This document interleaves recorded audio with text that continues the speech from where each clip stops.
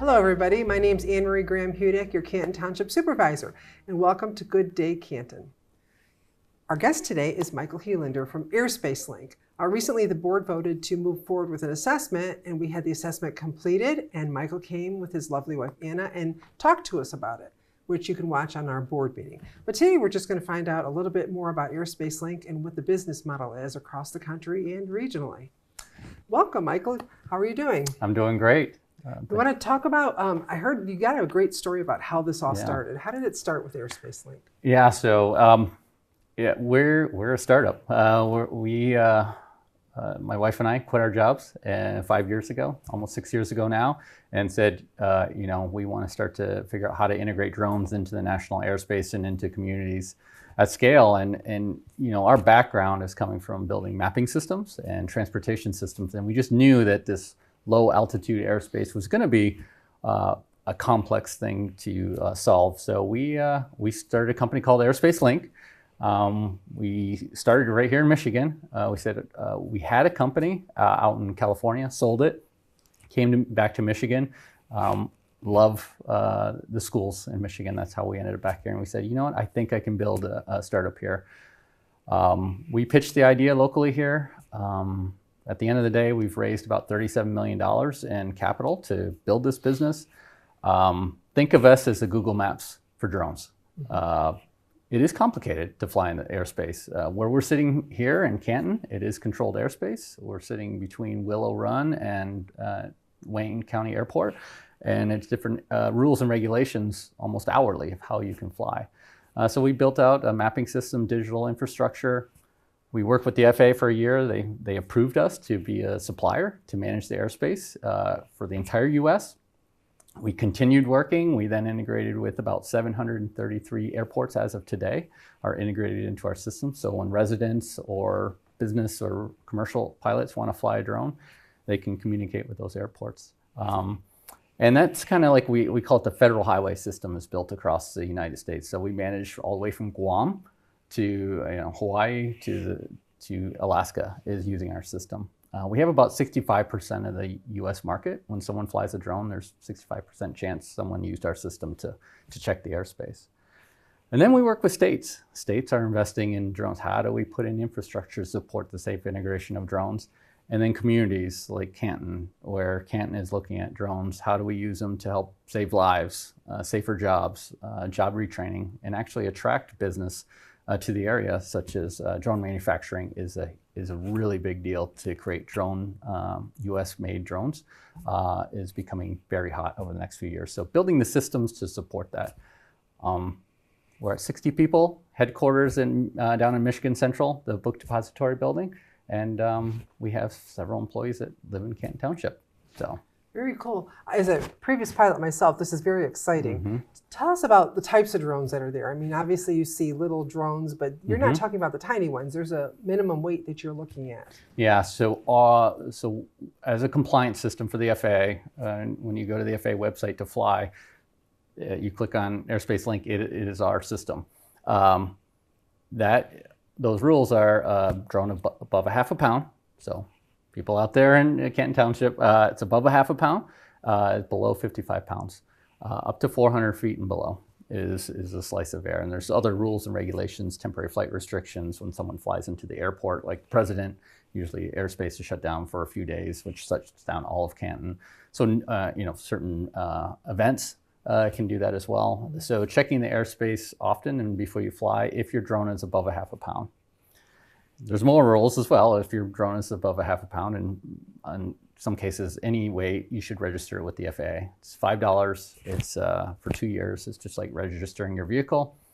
And then as of March 16th, a lot of information here. When you fly a drone, older drones aren't supposed to be flown if they're not broadcasting what's called remote ID. That is a new rule that was set in place 3 years ago, and it finally hit the deadline of March 16th. So be aware, if you're flying a drone, it needs to have remote ID. And if it's older, you can get a module for it. So that's to make sure you're flying legally, because we have seen quite a few tickets starting to be written, people just not knowing. So hopefully you learned something. That's good to know. And actually, if you think about it, I mean, right now, it's the Wild West, as you would say. It is. Yeah. Anybody can go out with their drones and go in people's yards and anything without people knowing or people even allowing it. Mm-hmm. But this will kind of give license to each drone, and then they only can go into certain airspace, right? Is that correct? So if I have a 100-pound drone, I can't just lower into somebody's house and just look through the windows. No, and that is where there's, Airspace Link is caught in between the federal government and local governments, and that's why it's important that local governments start to get up to speed on the rules and regulations, because there are, and the state rules. So there's, you have the federal rules that supersede certain rules, but then communities might have a privacy ordinance or law, and FAA manages the airspace from the blade of grass off to the air, but they're worried about safety. So we build the safety systems. Communities are worried about safety, but also privacy and the rules. So what is pretty clear today is that communities can manage the takeoff and landing and the rules and regulations around that. But then the FAA takes over with the rule sets. So we actually support both. We allow the communities to put in their rule sets and the federal government, and that way, when operators come to fly here in Canton, I might come in for a wedding and I don't know what all the rules are. I don't want to have to go to your website. I don't want to have to go to the county website, the state website, and then the federal website. So we're compressing that all into one system where you just like driving a car or Google Maps. I don't have to know how to drive on a Canton Township road or a township road or a county road or a highway. It all is seamlessly, and that's our job as a company, to get the governments to plug in so that we don't have patchwork and fragmentation. Now, Michigan's kind of coming up to speed with this. We know other states are further ahead than us. So what companies that we also have locally are using drones in other parts of the country? So let's talk about manufacturers. There's a company called Blue Flight out of Brighton. They build drones. They are working, I don't know if I can announce who they're working with, but some retailers to do medical delivery and pharmaceutical deliveries. So that is an example of a company that's ramping up manufacturing. We're also attracting businesses here. I think that's important. The state is investing quite a bit of funding. They've passed $17 million last year to help the integration of drones. And that's for advanced operations. So we're trying to attract companies by putting in radar communication networks that are configured for advanced operators like the UPSs and things like that, and medical delivery, and drones as a first responder, and different use cases where the drone flies beyond visual line of sight. In order to do that, it gets very expensive, because once it goes beyond visual line of sight, how do I know there's not a helicopter coming through or air traffic? So you need access to that data. And the state, MDOT Aeronautics, has funded MDOT, OFME, Office of Future Mobility and Electrification, and the Economic Development Corporation has put dollars aside at the state level to come up with activation areas of use cases to activate this. So that's attracting businesses. And manufacturing is a huge deal right now, and there's a lot of funding coming through. Michigan is doing a good job preparing to activation of drones, but also we have all the talent here to actually build them too. And with what's going on overseas, and 90% of the drones are built in China, and what we're seeing in the Ukraine with war and civilian drones, they need a lot of drones built, and there's just not enough here in the U.S. So then, thinking of, when you look online, you can see Walmart uses it in other states. I think I saw Domino's Pizza online. Yeah.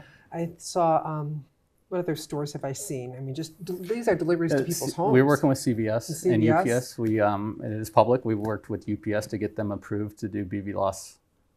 That means fly a drone beyond visual line of sight and do a package delivery. It's called Type 135, which is the air carrier approval to take goods by air, and we ended up helping them get approved their area of operations in North Carolina. So there's a lot that goes into it, and by the way, they've invested and installed some radar and communication networks so that they can do that. Think of it this way. The FAA says, make sure you have all these safety systems, and it's on the operator, the person that flies the drone. But if UPS puts in all that system, well, how does Walmart use it?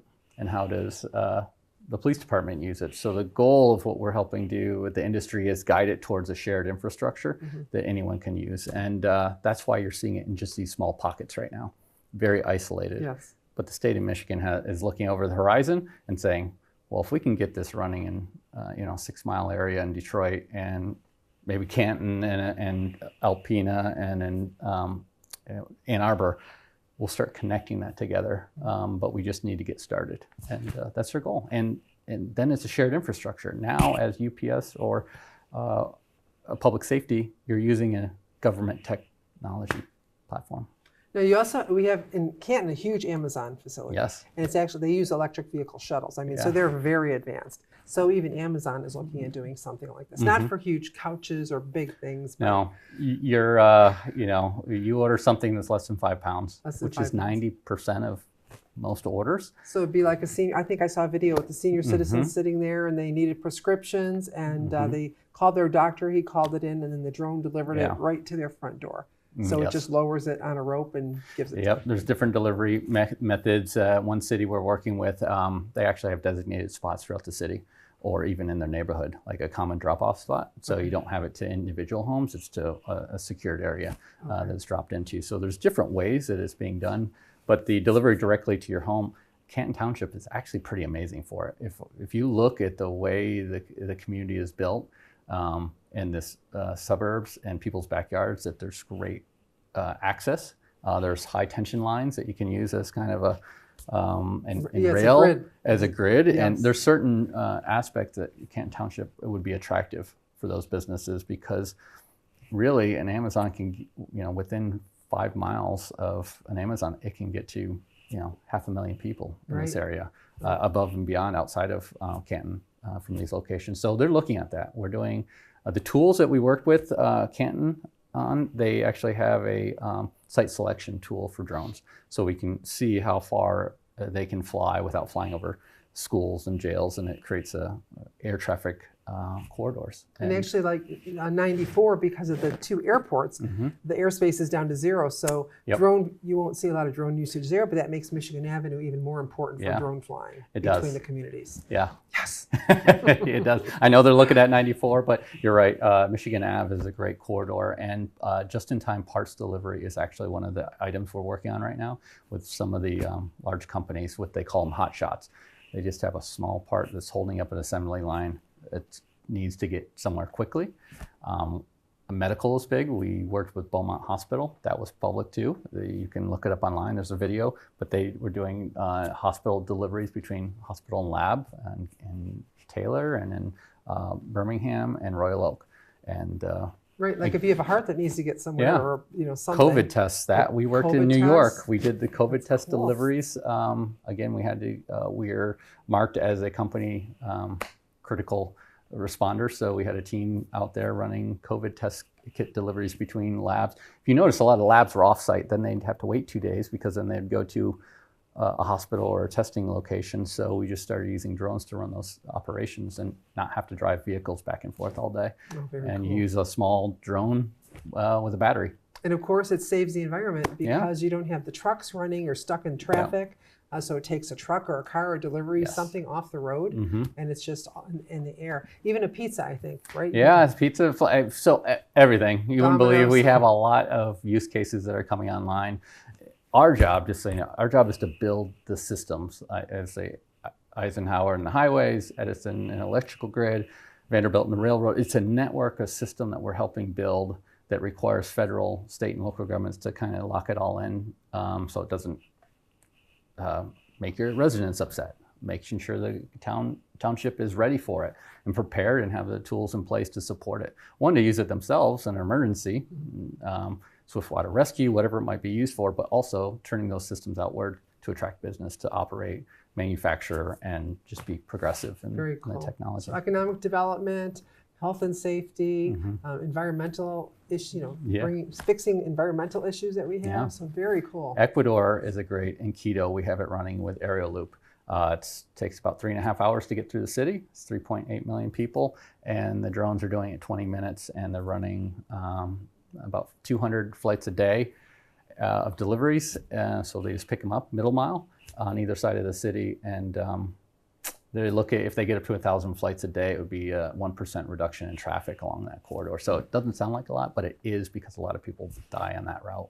It's a rough that's not good. Travel. Luckily, that doesn't happen in Canton. No, it just is slow on certain roads Yes. at So certain now, times of the like year. you said, Edison Electric, we're going to have the Healander and the drone. There we drone go. highways. Yeah, We're going to have to name it the Healander routes or something Yeah. like that with you and Anna. Yeah, that's right. Low altitude network. So.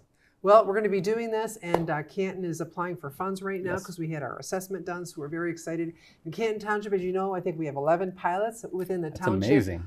Employed by the township, not even talking about all the people out there that have it, but inside our township, we have 11 people and more getting their licenses. So. And I think you have like 500 registered drones in the township as well. Oh, wow. So just so you know, like we are able to pull the registry from the FAA. So that's quite a bit for people to actually go and spend money to register the drone. That tells you that there's probably quite a few drone pilots in the area. Very cool. That's very exciting. Well, thank you for Yes. being here, and I look forward to working with you. I know you're busy because you're coming from place to place with all these new places to go to.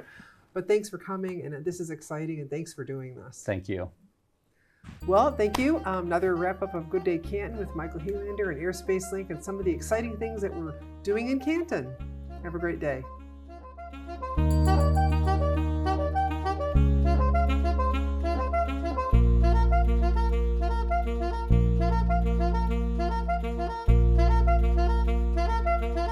This program has been produced by Canton Community Productions.